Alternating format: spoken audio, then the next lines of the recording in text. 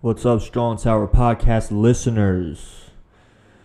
This podcast is pretty different from the rest. I actually got my cousin to call in. He actually is in the Georgia National Guard in the beautiful state of Georgia. He is a E4 specialist and a 12 Bravo combat engineer. Now, to me, I don't know what any of that means, but that's what he told me he was. So, so I had fun, man, talking to him. I haven't talked to him since he was just a little kid, and to see him growing up into a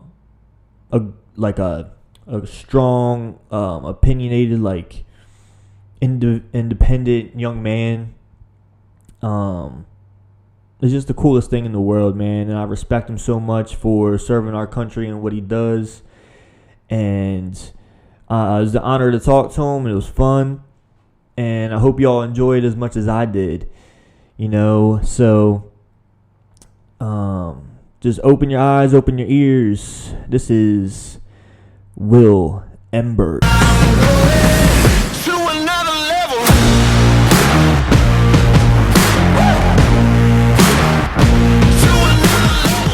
Will, welcome to the Strong Tower Podcast, man. Hey, man. Thanks for having me on. Yeah, no problem. So like we were talking about before, like I have a lot of questions about like the military and stuff, right? So first of all, like what brought you to join the National Guard in the first place? I think what really impacted me was, I have a military family. Like, my dad served. He did 20 years. My grandfather, my dad's dad, his dad before him. And, man, I just kind of felt obligated, and I didn't want to keep working some nowhere job. And I kind of felt like I needed to, kind of pay back the country that I live in and try and do a little work for them. I just kind of felt obligated to serve a purpose, really. Okay. Did like a lot of your friends and stuff join too, or? Yeah, a lot of my friends, straight out of high school, most of them joined the Army, and I have a few Marine friends, and a few Navy and Air Force friends and stuff like that. But it's a vast majority of my friends, yeah, they joined the military straight out of high school. That's crazy, man. Like I always kind of feel bad a little bit because when I was coming out of high school, I was doing the same thing. Like I went to the recruiter, I did all that stuff, and I ended up getting all the way to MEPS, and then like they put you in this room and you're looking around the room and you see a bunch of like signs, and they're like, oh, if you lie on this paper, you can serve this much time in jail and you gotta pay this fine and all that shit. And my recruiters told me to lie about certain things. Like I had a concussion a year before that. They said, don't put that on there. So when I got to MEPS and I saw those signs and stuff, it kind of scared the shit out of me. So I put it on my paper there. And then they looked at the two and they said, these don't match. And yeah, they told me the same thing. But my recruiter said, don't let that shit scare you. It's just a technique that they do. They want you to be really honest with them and everything. But not gonna lie, I lied about a couple of things, like nothing like illegal or anything, but some things medical wise, like I had my appendix taken out like several years. Like I was in the 5th grade, had my appendix taken out, didn't tell them, and it was fine. Yeah. But they just said that it's like a scare tactic that they use in MEPS just to get you to just be honest, because that's what they want. They just want honest people. Yeah, well, it scared the shit out of me, so. Because I ended up, they brought me to some kind of sergeant, and he chewed my ass out, right? And then I sat in a room for 6 hours when no one talking to me. So I called my recruiter, and then he picked me up and took me back home, and that was it. Yeah, I think honestly, in my opinion, MEPS is probably the worst part of being in the being in the military, honestly, because like when you get through MEPS, you know, and you sign your contract and they ship you out to your basic training, and they tell you right off the get-go, basic training is seriously going to be the easiest part of your career. And I was like, oh man, y'all are full of shit, you know, because I didn't know what to expect, because you hear all these horror stories of basic training and what the drill sergeants do to you, and right, everything like that. But I can honestly say that basic training was the easiest part of my enlistment, because there's just so much shit that goes on in your unit, and it's a lot of bullshit really to deal with mentally and physically. But yeah, I mean, basic training is for sure the easiest part of my career. Now something I'm really interested in too, because I hear a lot like that they changed, like all the branches of the military kind of changed their basic training just because of the kids now. You know, the kids are raised to like have things handed to them and don't work hard and all that kind of stuff. They're kind of lazy. So like they kind of made basic training a little bit easier than it used to be. And then the hazing kind of like they got taken out and all that stuff. So you think that's a big reason for it? I'm not too sure. Like, I went in February 2017, and, you know, you hear all this shit like, oh, they'll give you a stress card. Well, I didn't know what that is, but they said that, you know, if the drill sergeants are yelling at you and, like, you get offended or something, you can just hold that stress card up and they'll stop yelling at you. But I never got a stress card, and, you know, they really didn't give a shit if they offended you or not. They say hazing isn't allowed, but that shit happens. I mean, oh yeah, I'm sure. Just getting into the Army, it's like getting into kind of like a fraternity or something. Like you gotta prove yourself. Right. So I think hazing exists. That's just my personal opinion. I kind of feel like I got hazed a little bit, but not too bad. It wasn't really all that bad, and. But I can't really speak for before 2017 because I have no idea. But I mean, it's still, you know, pretty much balls to the wall and like nonstop yelling, sleep deprivation. I mean, they feed you 3 square meals a day, but the meals are shitty. There isn't a lot. They just pretty much give you enough food to sustain your body for all the physical activity you're doing. And they still do lay hands on you. The drill sergeants do. People say they don't, but that is a for sure thing. That they definitely lay hands on you. Of course, because nobody got their phones there to film them or nothing. Yeah, and then they started giving people their phones, but Nuh-uh. I never got my phone in basic training. I didn't get my phone until the day I graduated. So. Dang on. So what was the hard? So you said basic training was easy. So what do you think would be the hardest part? The eating. The hardest part of basic training, honestly, probably. Well, to start with, probably as much physical activity as you do, because I mean, you wake up at 4 o'clock in the morning. And you have PT at like 4:15, and you do 2 hours of PT, which, you know, run, push-ups, sit-ups, pull-ups, everything. And if once you go in, you're not in shape, and it's like it definitely shocks you. And that, I mean, it gets tough, but you get better as you go on because you do it every day, and all throughout the day, you're just constantly getting the dog shit smoked out of you for no absolute reason. It just happens. And that and probably sleep deprivation. I've never been more tired in my entire life. So, shit, what was I going to say? Oh, did you train at all for basic training at all? Yeah, a little bit. You know, like here and there. Like my recruiter, he was a really cool guy. He just wanted to make sure everybody was somewhat squared away for when they get to basic training, so it isn't too crazy for them. Like we would, my recruiter, he would gather all the guys and gals that he's trying to get to enlist. We would gather up 3 times a week, and we would do PT, you know, stuff like the Army would do, but it wasn't near as bad. Like he would have us, you know, run 2 miles, which is what you have to do.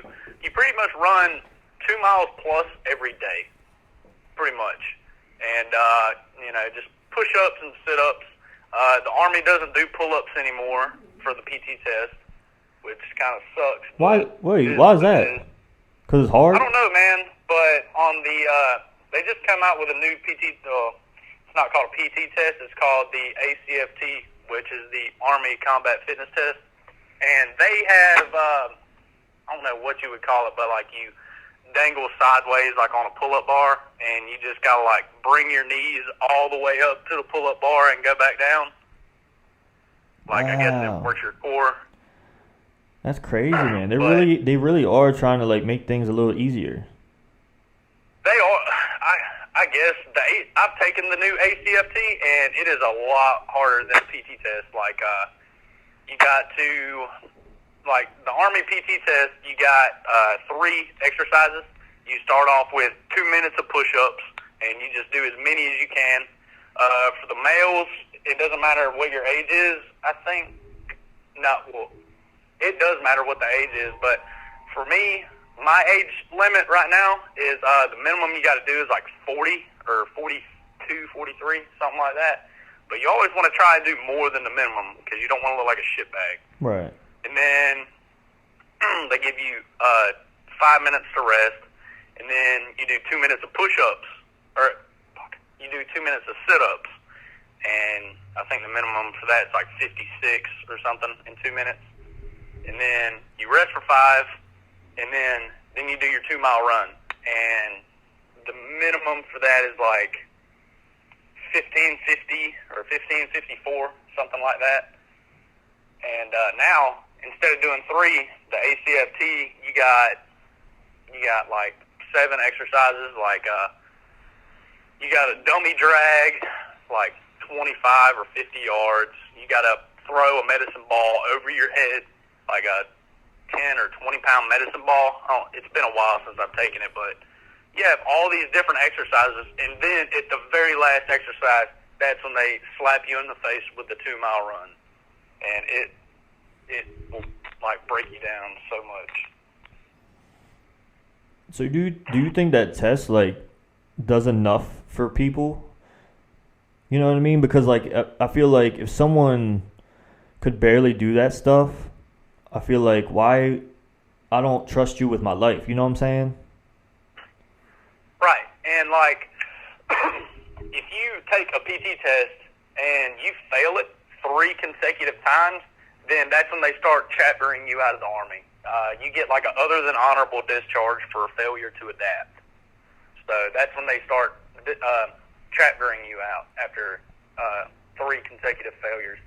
I've only failed 1 PT test, and that was in basic training because it was my very first one.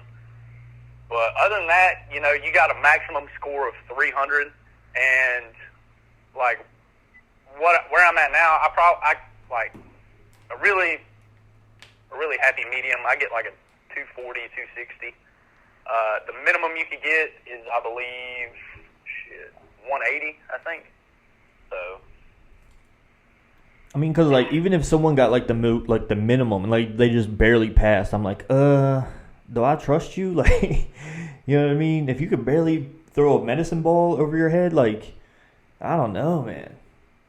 Yeah, I mean, there is some, man, don't get me wrong. I've seen guys who can like barely pass their PT test, but in the field they are absolute beasts, like a top-notch soldier. Oh, okay, yeah. Then you got guys that are like the PT studs scoring like 300 or scoring on the extended scale, like scoring 310s, 20s, and they're dumb as a box of bent nails, don't know how to do their job, right? And they just think that because they're good at PT, then they can pretty much like sandbag everything else. So it really all just depends on whether or not you can do your job. And but you do have to be physically fit. That is definitely a huge thing that you have to be. You definitely have to be fit. Now, what made you do National Guard instead of like active duty? Well, I kind of wanted to just get my feet wet a little bit. Okay. Like, what some people don't know is it doesn't matter if you're National Guard, Reserve, or you're active duty. You go to it doesn't matter if you're one of those three, whichever one you are. Right. You're still going to go to basic training with guys that are National Guard, Reserve, or active duty. Right. So you all get the same basic training. You all still get your same OSIT, or you're all the same AIT. Like, I got the same all the same training as somebody who's active duty. So, but I just wanted to get my feet wet a little bit and see how I kind of like it. And it's always been in the back of my mind to go active duty because I love the life. It's I don't know, it's not like civilian life. It's easy and it's hard at the same time, but I think it's more easy than anything. Like, you got a certain place to be at a certain time in the certain uniform. Like, it's really too easy to do. Oh yeah, everything's disciplined for you, and you have it all set out for you. You know what I mean? You don't really have to like wake up and think, okay, what am I doing today? You know what I mean? Yeah, you know exactly what you're going to do Monday through Friday. Like, a typical day, like being active duty is like you would wake up, early at the ass crack of dawn and go do PT. And when you get back, shower, eat, get dressed, and then you go to work. I mean, you would just do whatever they have you doing, or unless you're like out in the field or something, then that's a whole different story. Yeah. So, how has your like military life affected your like civilian life? You know what I'm saying? Like it's really made me like mature. I think a whole lot more because like I went in when I was 19 and like I was just still farting around, doing my own thing. I was lazy. I mean, I was working, but I was just kind of like lazy and stuff. But I don't know. The military like really opens your eyes to the world a whole lot more. Like it kind of makes you more strict, and it somewhat gives you more common sense. Like, as far as work ethic, just work ethic and the way you treat people also.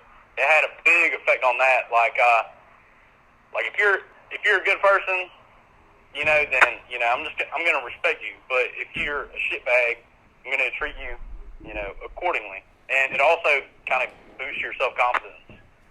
So it's a real eye-opener, that's for sure. What about like with girls and stuff? Does that like affect your time, like trying to find like a girlfriend or anything like that? Active duty, I would assume so. But me, like being National Guard, I'm home all the time. So no, not really. But chicks dig a dude in uniform, like they love it. Right. They don't matter. It doesn't matter if you're active duty, National Guard, or Reserve. Right. Like they love it. I don't know what it is, but no, it doesn't really affect. It doesn't really affect me that much since I'm always home. So. But they could still call it like National Guard somewhere, couldn't they? What? Like if you were like needed like in another country or something. So like say like I know they're pulling guys out of like Iraq and Afghanistan now, but like say they needed more people or something, couldn't they call National Guard and stuff there? Yeah, absolutely. It's a rumor. Like, I don't know how many active duty guys like listen to your podcast or National Guard or Reserve. It's a rumor that in the reserves and the Guard, like they deploy a lot. Like, they deploy a whole lot more. They say that they deploy, the National Guard and Reserve deploy a lot more than active duty. Right. But I don't know. I've never deployed, me personally. I feel like my time is coming, but I honestly couldn't say.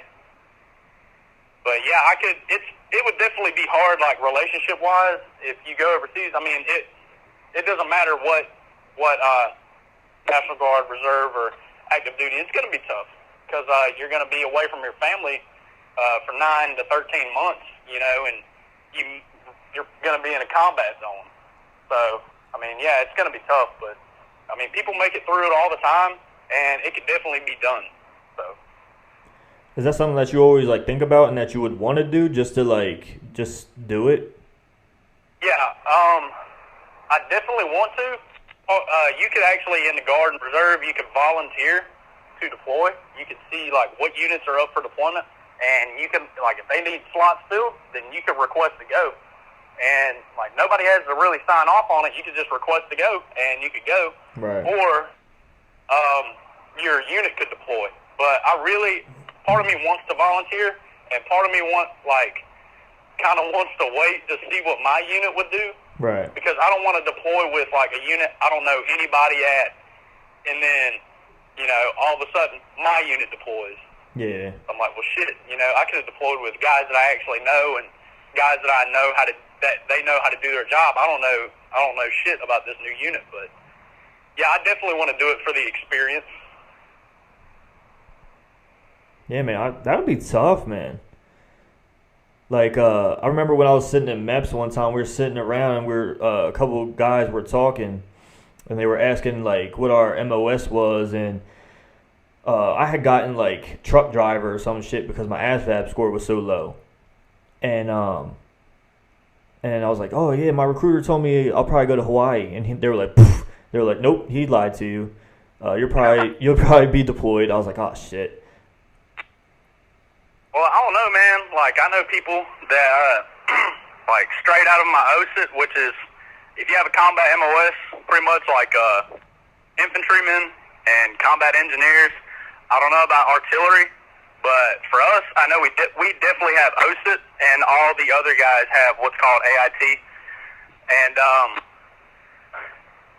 once you do that, you go to your first duty station. I know a guy whose first duty station was Hawaii, but I mean, Hawaii is, I don't know, it would be in my top 5, I guess, but, I mean, you never know. You could go to, like, Germany or Italy or anywhere, really. It's just really wherever the Army decides to place you.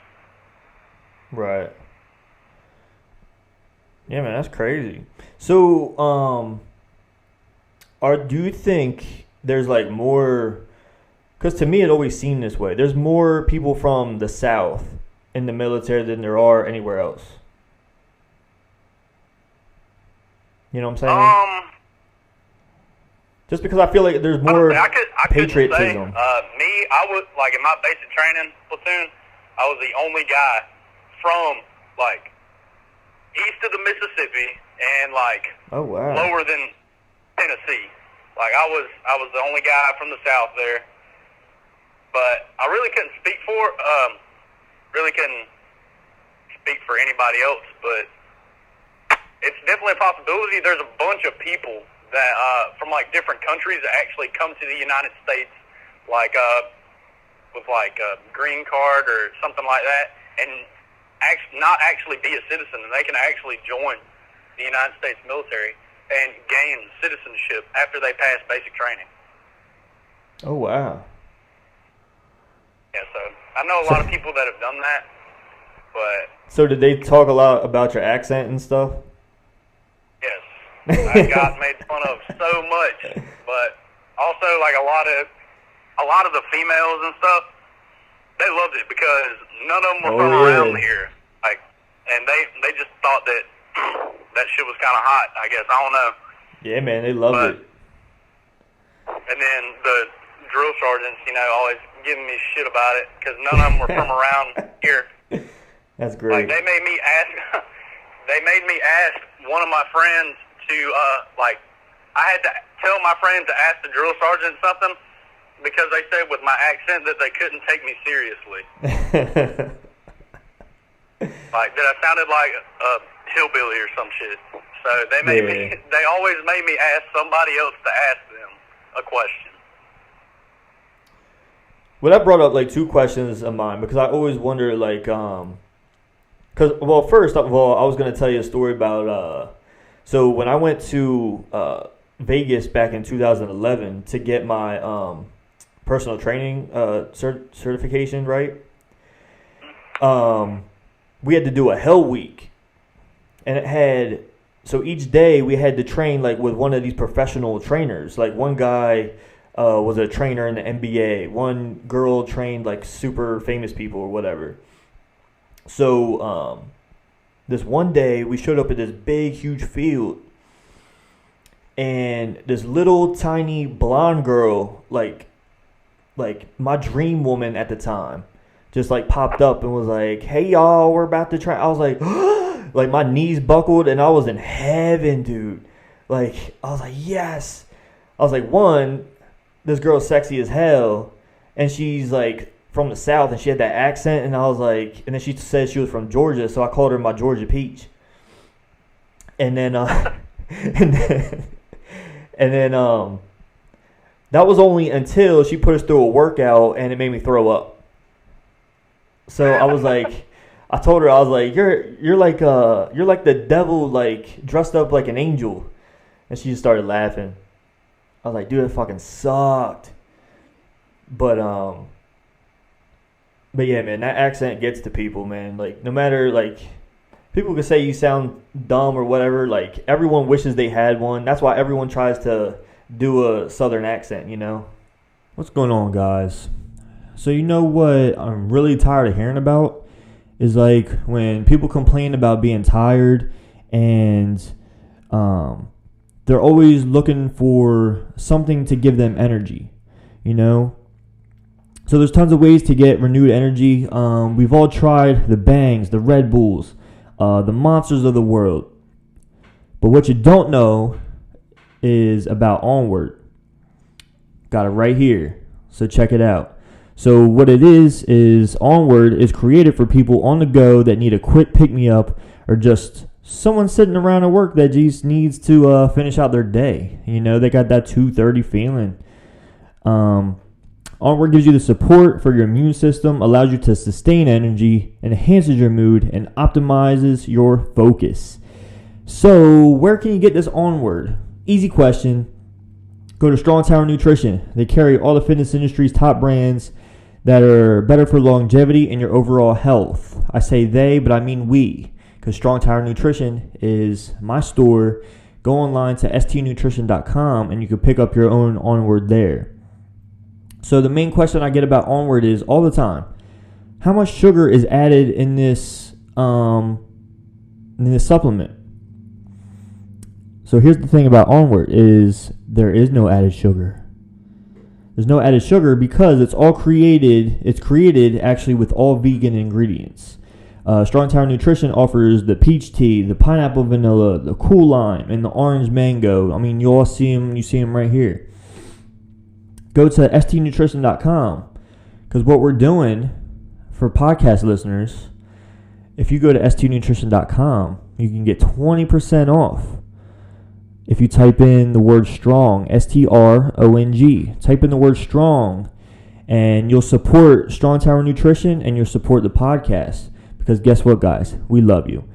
So go ahead and get this energy in your system and quit complaining about staying awake. You know, just wake up. Grab yourself some Onward. stnutrition.com. Try it out.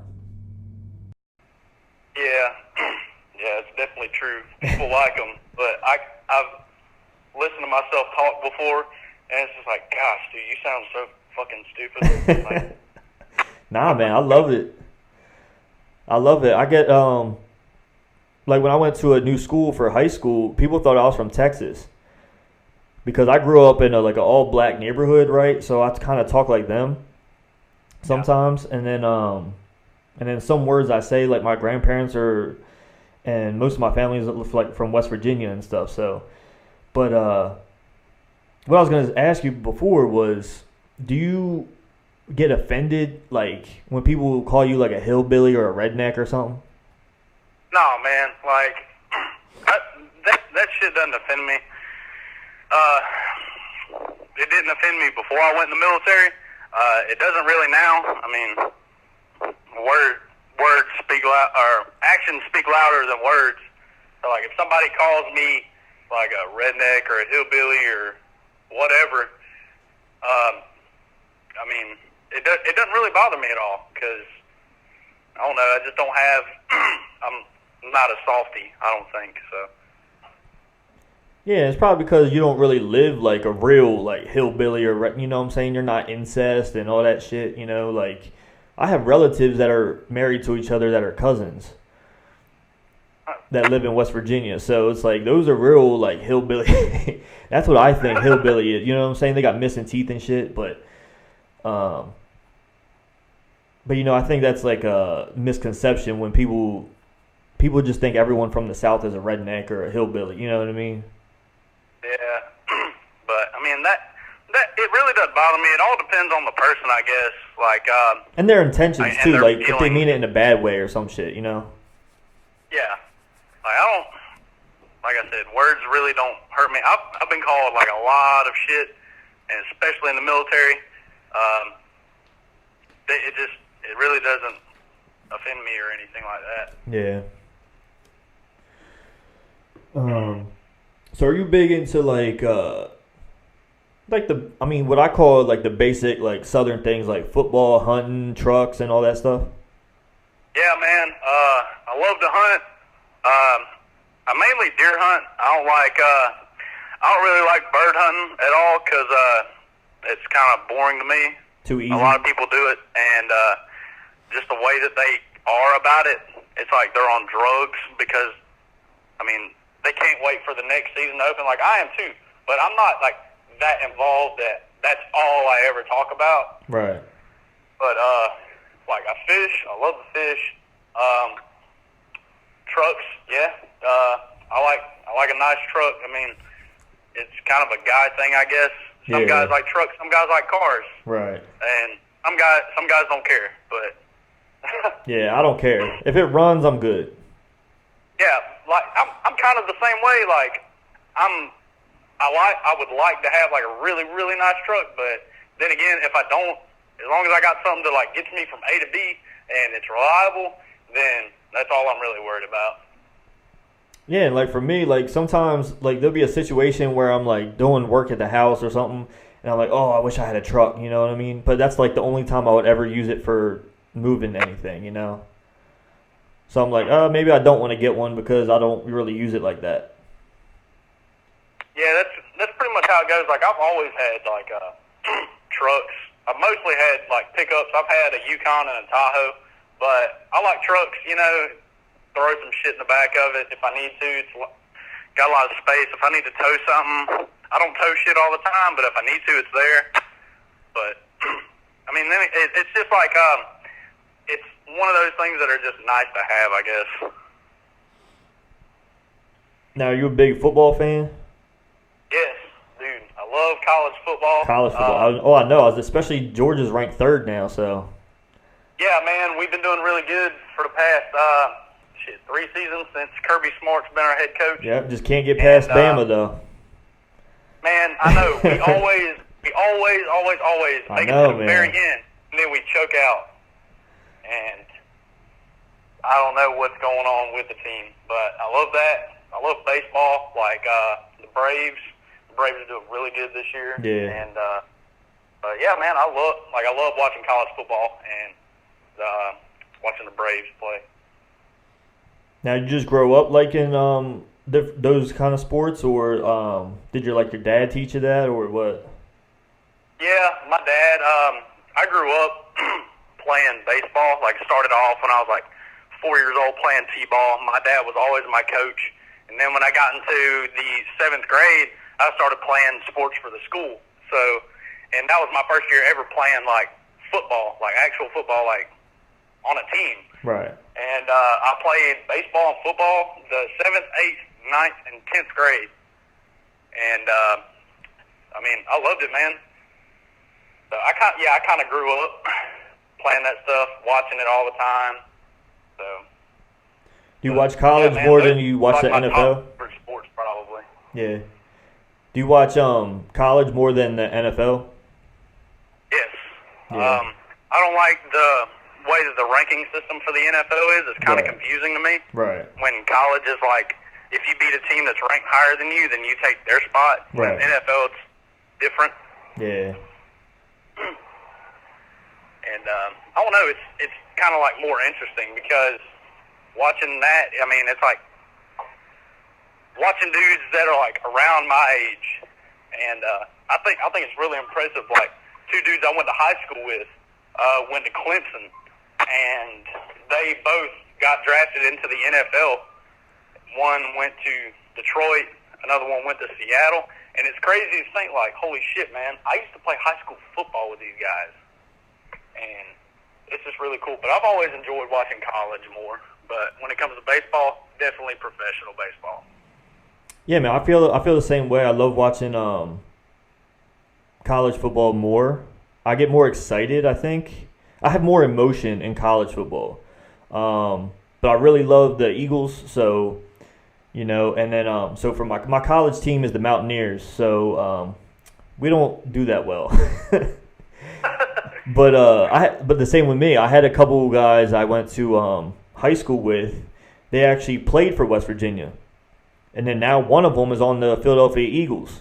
So that's crazy to think that he went to the same high school as me, went to my favorite college team, and now he's on my favorite NFL team. Yeah, man, like that kind of stuff it's almost mind-boggling. Like guys that you'll see on national television. Like, man, I remember at practice, me and this guy used to go head-to-head like all the time, and now here I am, just living my life, and then this dude's playing football for millions of dollars, you know, signing multi-million-dollar contracts and stuff. Right, and that's what I was going to say. I was like, then you look up his salary and see how much he's making, and you're like, oh, shit. Yeah, man, that shit's wild. Yeah, I'm definitely happy for those guys, though, and it's really cool, just like knowing somebody that you actually, like, you know, had class with and yeah, definitely played sports with and, like, we're friends with, and now, you know, they've made a career out of doing that. Yeah, man, that's crazy. I mean, for baseball, I'm kind of like, I like the beginning of the season because guys are more competitive because they're just starting out, you know? And then I like playoff baseball. Like everywhere in between, like just gets boring, you know? This year I was really excited because, you know, I'm a Phillies fan, so we got a bunch of new players like Bryce Harper and all them, and then they started off good, but then all of a sudden just went down the shitter, you know, and then so we'll see what happens, but I don't know. And I like playoff baseball. It's just more exciting because they actually try, you know. Yeah, I love going to Braves games too, man. Like, it's way more exciting going to the games than actually sitting at home and watching them. Oh, yeah. Like, for sure. Like, I went to I've been to one Braves game this season so far, and it was their military appreciation game. God, I think they played, I think it might have been the Brewers or Washington or Philly, somebody like that. And they just swept them. And, man, it's awesome. I love watching it. Yeah, man. I mean, I even go to my old high school just to watch, like, Friday night football games, you know what I mean? Just because of the atmosphere. You know, and people are all like, oh, why do you go back to your high school, blah, blah, blah. I'm like, I don't know anyone there. I mean, my dad still teaches there. But I just want to be around that atmosphere, you know what I'm saying? Like, football on a Friday night, man, there's just nothing like it, you know? Yeah, like, I feel the same way. And it kind of brings back memories. Like, I love that, just, like, reminiscing, like, damn. Like, a few years ago, I was out there and had all these people, like, watching me play. And I occasionally go back to my high school and watch games. Not as often as I would like to, but, yeah, I do the same thing. So, what part of Georgia do you live in? Right now, I live in Thomasville, which is southwest Georgia, and it's like 15 minutes above it's 15 minutes above Tallahassee, Florida. So like very, very, very far south. And I like to say that it's like the most south that you could go until you get to Tallahassee, and then it's like you end up in New York or something. Right. There's a bunch of like, I guess you could call like city folk, if you want to call them that. But they're not the same kind of people that like I'm used to being around, and people are just like different there. I don't know, but yeah, my dad's sister, she just moved to Columbus, Georgia. And, yeah, I know exactly where that is, man. Yeah, so they were living in Crestview, Florida for like the longest time, and my uncle does a lot of he's like a big wig over at Cracker Barrel. So he was like, he got a position open and whatever, so they took it, and now she's teaching at like a all black school or something like that. Yeah, like Columbus, that's like probably about 3 hours away from like where I'm at right now, and Columbus has a Army post there, Fort Benning, which I know a lot of guys went there, and it's like the home of the infantry. That's where the infantry guys go, right? And it's also the home of the armored, like guys that drive tanks and shit. But it's pretty cool. Columbus really isn't that far. It's a nice place though. I give it that. So what would you think? Like, what do you say? Like, you've been. What's the furthest north that you've been? Probably Delaware when we had that big ass family reunion at Nan's house. Oh, okay. And that was the last time I've ever been up there. But recently, probably about 5 years ago, I went to North Carolina, and I went to Virginia. But that's about it.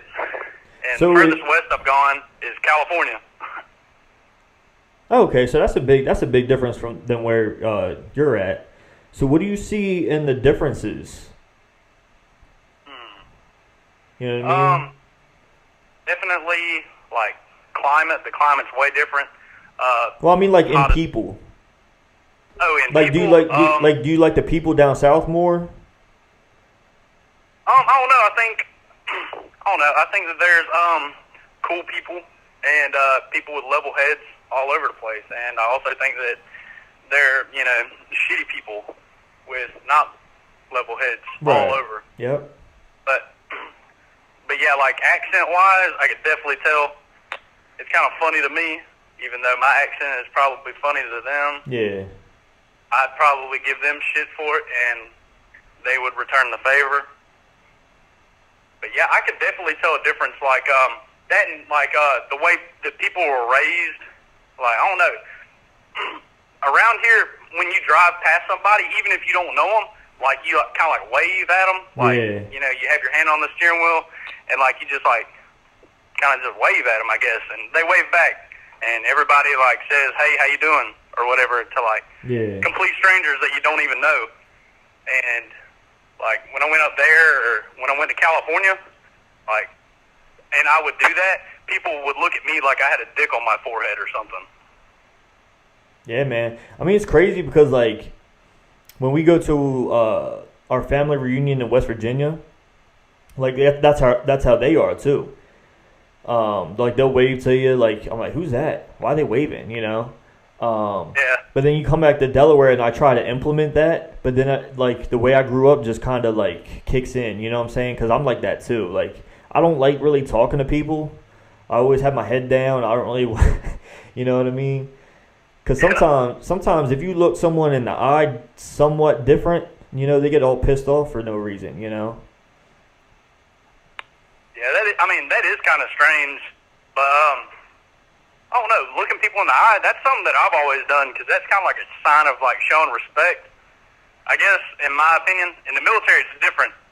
Like, it doesn't matter if, like, I mean, if it's like an officer or something and they got you, like, locked up at attention or something, then, I mean, you could look at them, I guess, if you wanted to. But, like, attention, your head and eyes are straight forward. It doesn't matter if they're, like, to your left or your right. You're just looking straight forward. Right. But I've always looked people in the eye. Like, when I'm speaking to them or they're speaking to me, it's just kind of like a sign of showing respect. So when you're in the military, did they treat you different depending on what your job is at all? Like, would they treat would they be harder on an infantry person than a regular person? Yeah, they they are.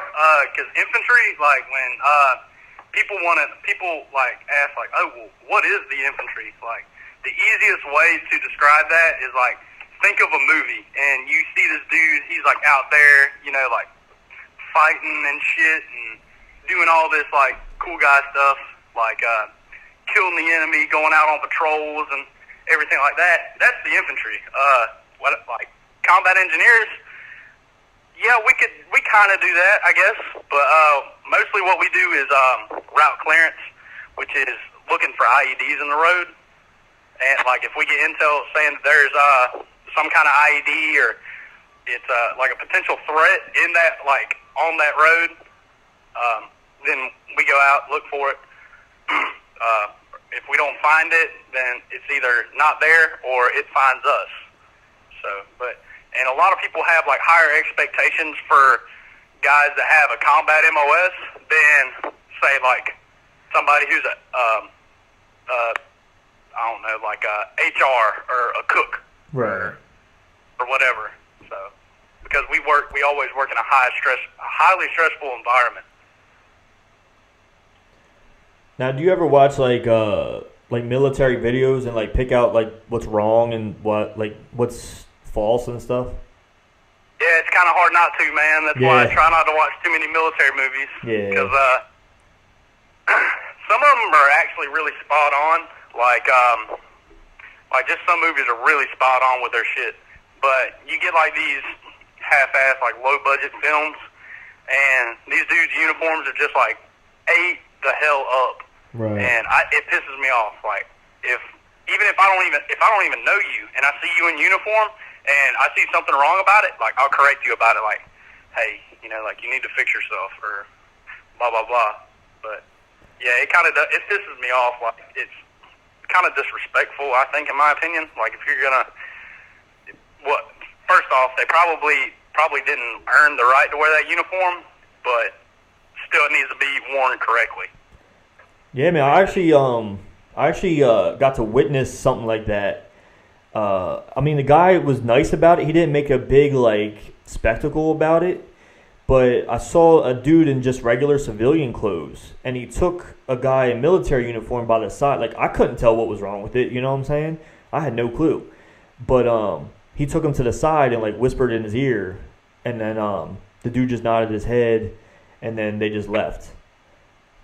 So I was like, oh, he did something, or, like, something's not right with what he's wearing or something like that, you know? Yeah, I've done that, too. Like, I've seen guys, like, out in public, and I'll see something like, I don't know, their unit patch is on crooked, or, like, it isn't centered. They got their name tapes on backwards, which is the dumbest shit ever. Like, you always make sure your uniform is correct, like, before you wear it. Right. And it'll catch my eye, like, I don't know why. It just always has. And I'll be like, hey, man, like, your shit's jacked up. You need to switch your name tapes out, or whatever like that. I've actually done that before. And I've also, one thing that really pisses me off is like when people pretend that they were in the military and wear that I hate that. Those stolen valor videos. Yes, I love watching them. Like, they're crazy. I can't stand that. I love watching them, but I've seen one dude and it pissed me off like so bad. Like, why would, I understand like people look up to guys in uniform, but why would you do? It's actually a federal offense to do that. Yeah. So, but that's why I always get like like I still thank the people, but I always like have a second thought in my mind. Like I hope that's all. I hope what they're doing is like right. You know what I'm saying? Like I hope they, because I can't tell. You know, I'm a civilian, so I have no idea. So I always just hope that I'm thanking them and they're doing the right thing and they're actual military and you know what I mean? Yeah, I mean, one easy way, if I don't think somebody is actually like in or is a veteran or is actually a veteran or something like that, the easiest thing to do is just say, hey man, like you mind showing me your military ID? Because if you're in uniform and you don't have your military ID, then you're out of uniform because you're always supposed to have your military ID on you at all times. Right. And if not, then you know I just kind of like remind them, or they'll come up with like some bullshit excuse like, yeah, oh man, I left it at home or it got stolen. Yeah. Dude, if your military ID gets stolen, you're lying. Yeah. Like, flat out, because you're not going to get that shit stolen. But that's the easiest way, really. Yeah, that's so crazy to me that people like go to those lengths to do that. Yeah, you know what I'm people, saying? You know, think that they're hard asses because they like went to the Army Navy surplus store and picked up some raggedy ass uniform. Don't even like. You could Google how everything goes on that uniform. It's seriously that easy. Right. You could Google it. Like, at least put that much effort into it Right. if you're gonna fake it. Oh man. You know what I've been really into is this they had this show on Netflix. Do you have Netflix at all? Yeah. Yeah, so they had this show, it's called Medal of Honor. You ever seen that? Oh yeah, dude, I love that show. Dude, the stuff they show on that, it just blows my mind. Yeah, man, it's it really is like it's badass, and it's like Medal of Honor. That's like the highest thing. That's the highest medal that you could get, and it doesn't matter if you're like just a low, like you know, you could be like me, like a specialist. But if I were to have like a Medal of Honor ribbon on my dress uniform or something, dude, they would have like it's just a sign of respect. That it doesn't even matter if they're a higher rank than you. Then they'll like go to attention and stuff. Like an officer or like NCO, they'll just go to attention because it's like a sign of respect. Because of like you don't just like sit on your ass and get that award. I know, man. Like the crazy stuff that some of these guys did,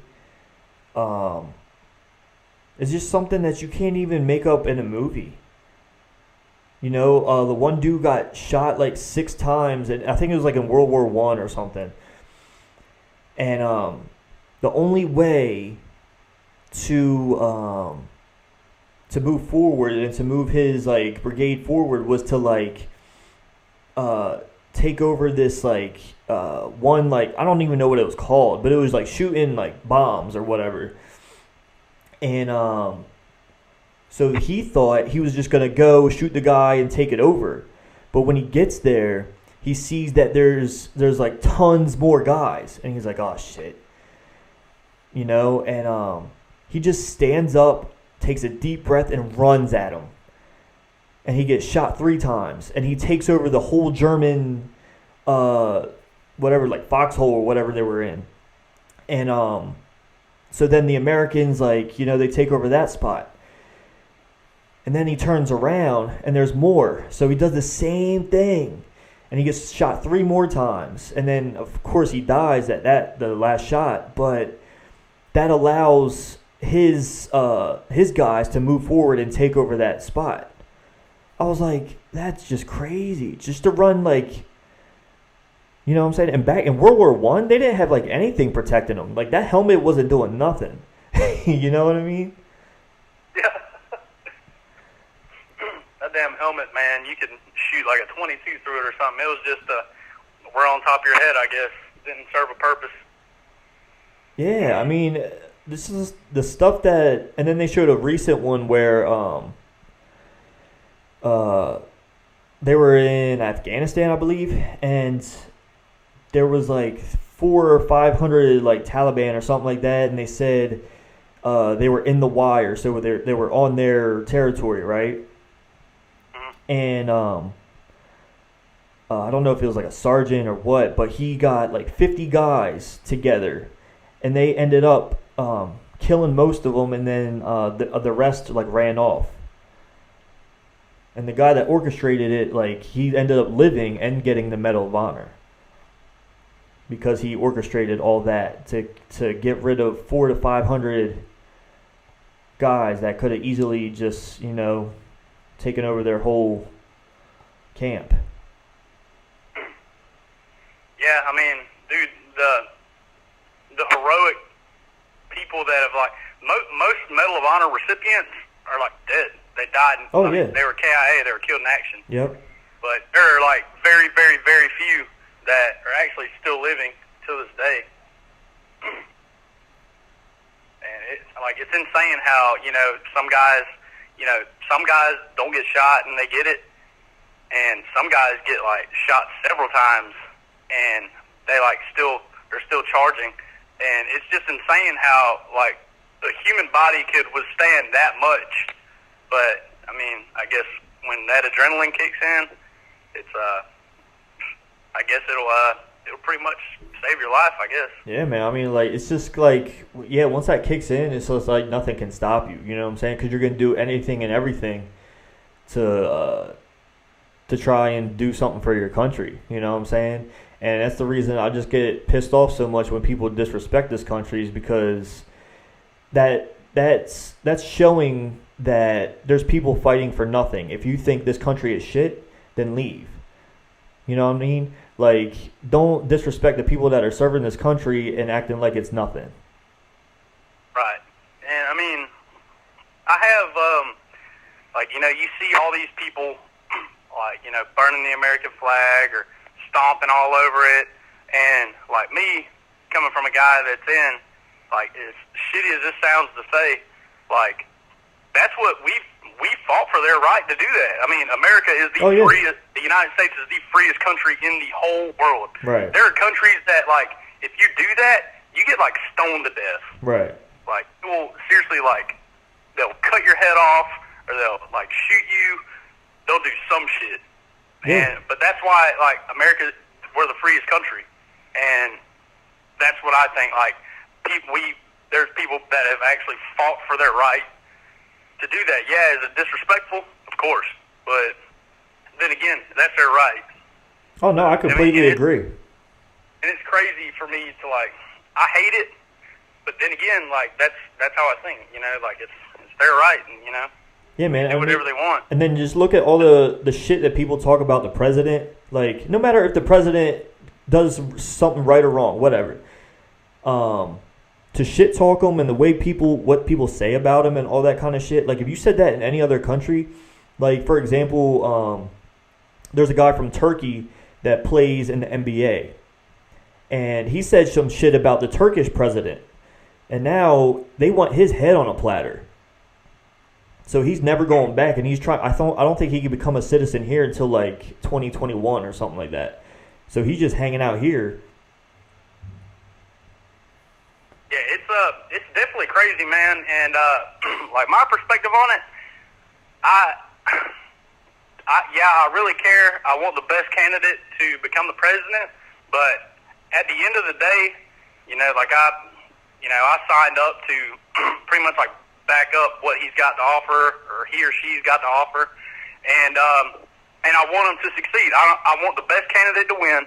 And it doesn't matter if it isn't the person that I voted for. Nobody wants your president to fail, because if he fails, our country fails. And then, in turn, you fail. Right.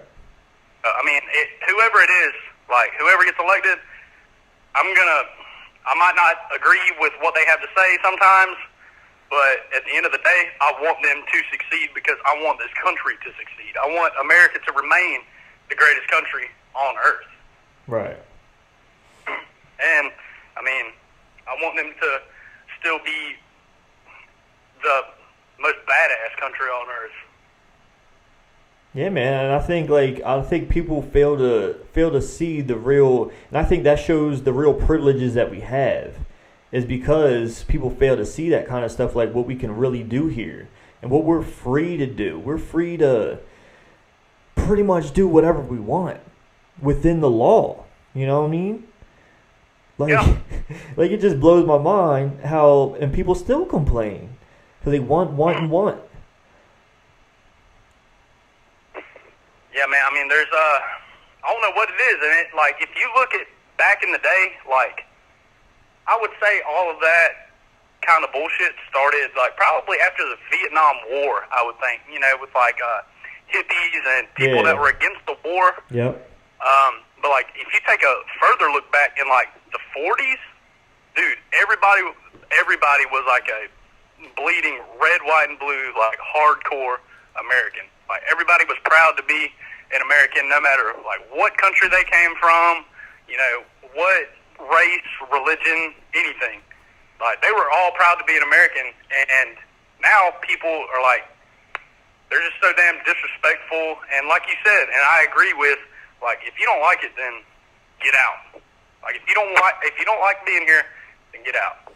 It's seriously too easy. Because it's funny too. Like you look at like, do you see how many celebrities like threatened to like move to Canada or something like when Trump was elected, but they're still here?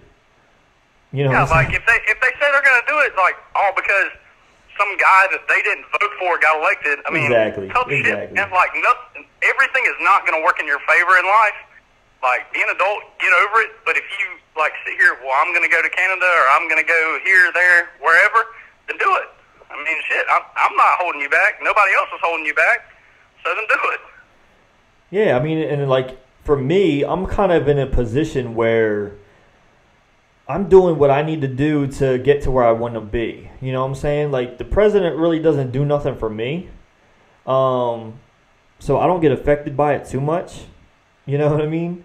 I mean, I'll still vote and everything to who I think would be the best candidate, but other than that, man, like I feel like I control my destiny. You know what I'm saying? Like the government's not gonna do nothing. Like, and I hate people that put their whole life in the government's hands. You know what I mean? It just doesn't make sense to me because they're just looking for a handout. Whereas even though I'm white, like I'm still working for everything I have. Okay, I have white privilege because I may not be pulled over and a cop might not think I have something in my car. It's whatever. But yeah, I mean, I think we're getting better with the whole race thing too. But like, I worked for every single thing we had. Like me and my wife have worked together, every single thing we have. You know what I'm saying? Like, really, I can't really think of one area where we can thank the government or thank the president or something for what I have. You know what I mean? Because I did everything myself. Right. I mean, there's just, and I think that's what it is. It's like today's generation, like in my opinion, I think that like the citizens of the country, like every generation, like the next generation after next, like they start getting more lenient with their kids or they start getting more lenient in school. And then people just get so relaxed. And like when something doesn't go their way, then they, throw a fit about it. Oh yeah. And like they're not used to not getting their way pretty much, and everybody just starts getting lazy because you got people that some people got kids and stuff, and they don't want to get off their ass and like get a job or anything. Like, well, it's like when the older they could. Yeah, I mean, it's like when the older people complain about millennials and stuff. I'm like, what are you complaining about millennials for? Like, you're the ones that raised them. You know what I mean? Yeah. Like, you're the ones that raised them to do what they're doing most of the time. Like, and a lot of millennials aren't the stereotypical. You know what I'm saying? Because we're kind of taking it back to where it was before the baby boomers and all that stuff, where like small businesses and everyone's like having their own business. You know what I mean? Yeah. I mean, there's still a lot of corporate places thriving, but a lot of corporate places are going down. Like GNC just closed like 900 stores. You know what I mean? So I saw that and I was like, ooh, you know, because one of my goals here in Delaware is to, you know, bring people to what I offer and not to a GNC. You know what I'm saying? Because it's just corporate bullshit.